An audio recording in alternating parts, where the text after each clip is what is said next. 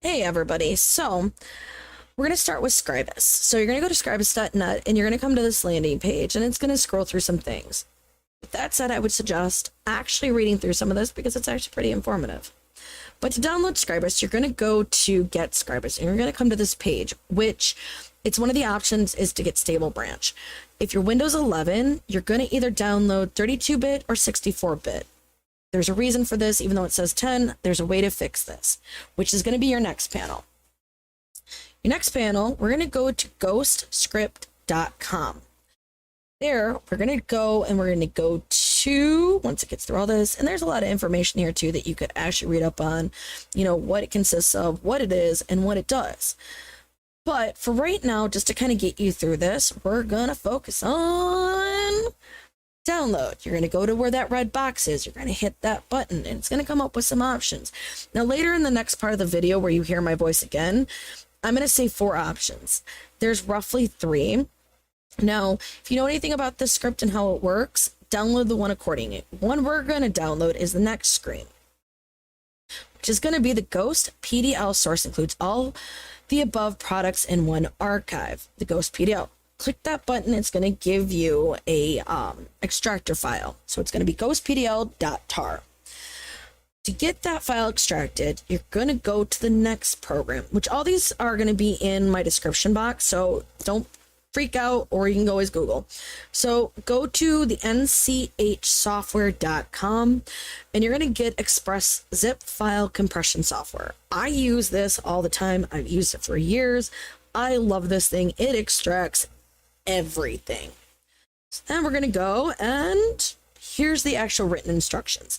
So I like to put all my programs all into one file. These are the 3 folders the 3 programs you're going to have. I like to download them into the same program as my graphics creators, image manipulators, whatever, and my writing software. I also put them in separate folders. So I have one for Scribus, which is the panel you're looking at right now. Also, too, you do not need to combine these 2 files together to make them work. Okay? So once you get this downloaded, you get it into your file, put it somewhere along with your graphic design tools, your writing tools. Same thing goes with GhostScript. You're going to notice in this image that I have a lot of things downloaded. I didn't know all of what I needed. Now that I know, you can ignore everything except for that little shield that says Ghost PDL 10.1.2 tar. Okay? With that, now for the next part. All right, so if you've been following me so far, and you've been following my panels, then you got a good idea where you're starting with. Okay, so you're gonna come up to Scribus, you're gonna extract it, put it into a folder, drop it into your program folder, or where you often put your program files for writing, your graphic design, things like that. Done. Windows can handle that. Then you're gonna notice this guy. It's Ghost PDL 10.1.2 tar file. Okay, before that starts confusing you, or if you did what a few of us did, you opened up Scribus first and you got a lot of warning messages. That's fine, close out of it. This is going to solve the problem. So what this is if you go to the Ghost script downloader, you're going to have 4 options. Be on the safe side for right now until you know more about what those other files are and what they actually are for. Download the archive. It's the last one on the bottom, 4th option, last on the bottom. Download that. Okay, so which gives you this little guy. So what you're then going to do is you're going to click on them and you're going to get Express Zip.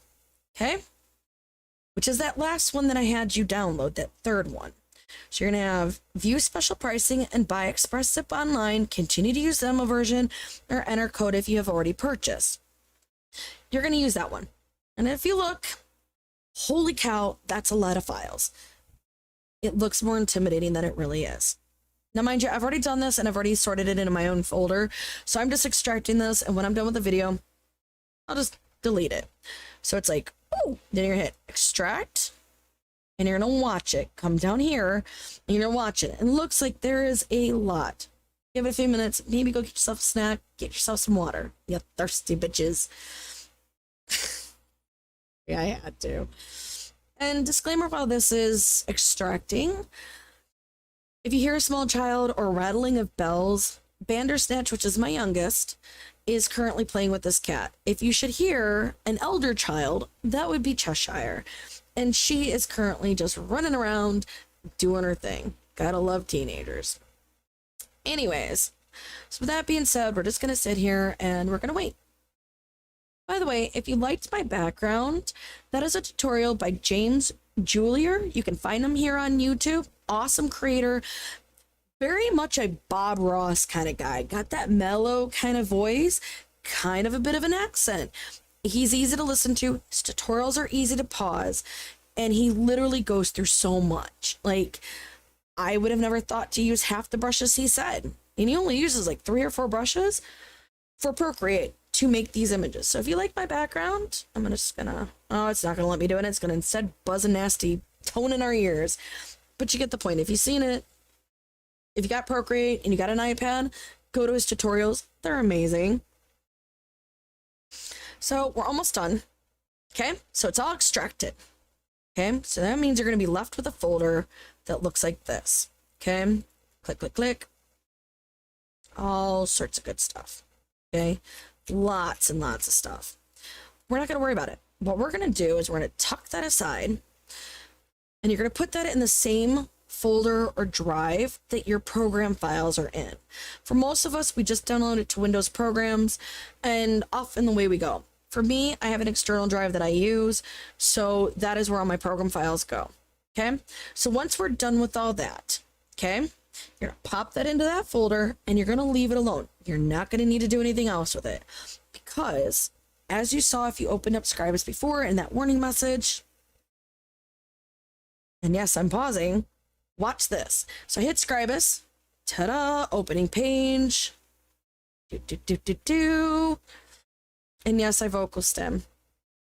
You're gonna come to this page, and guess what we don't see? Oh, no warning labels. So I'm not gonna get into all this because I'm probably gonna make another video on how this actually works. But to start you off on a few things. One, size of your book. If you notice, there's a lot of images, or like options, images. What am I talking about? I don't know nothing.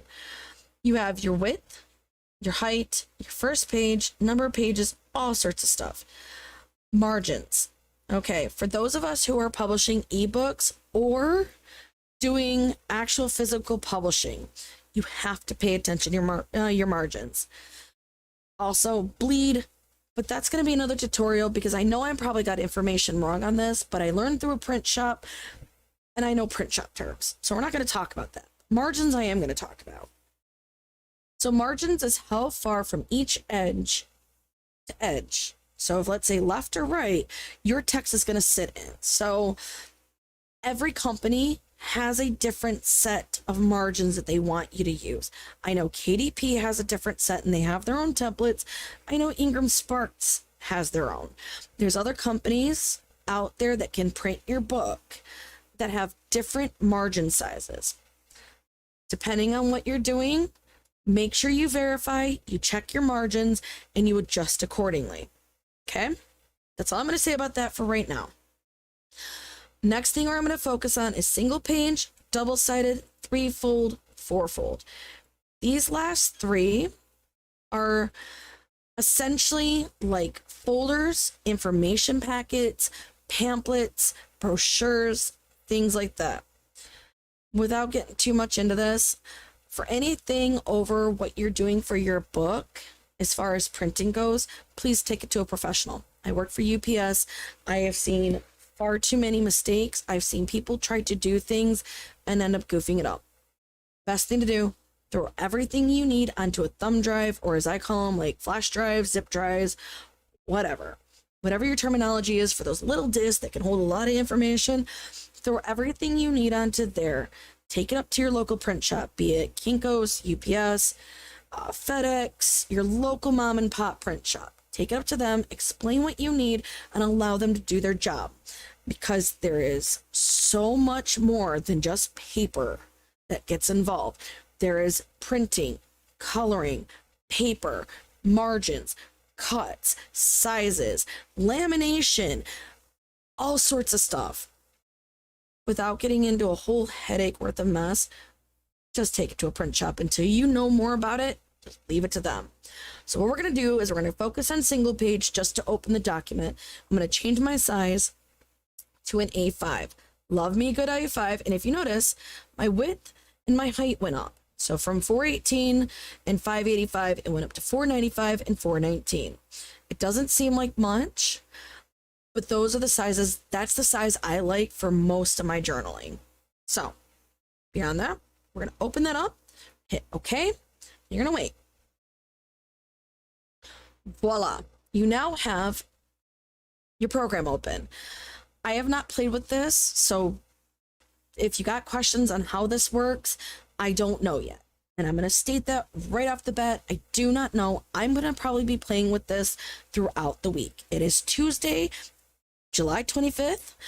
I'm probably going to play with this probably through the end of the month until I get a good hang of it. Once I do, I will likely make another video, seeing as how easy it is to make these now. I'll make another video kind of explaining what I'm doing so you can get the hang of it as well. Meantime, I am a firm believer.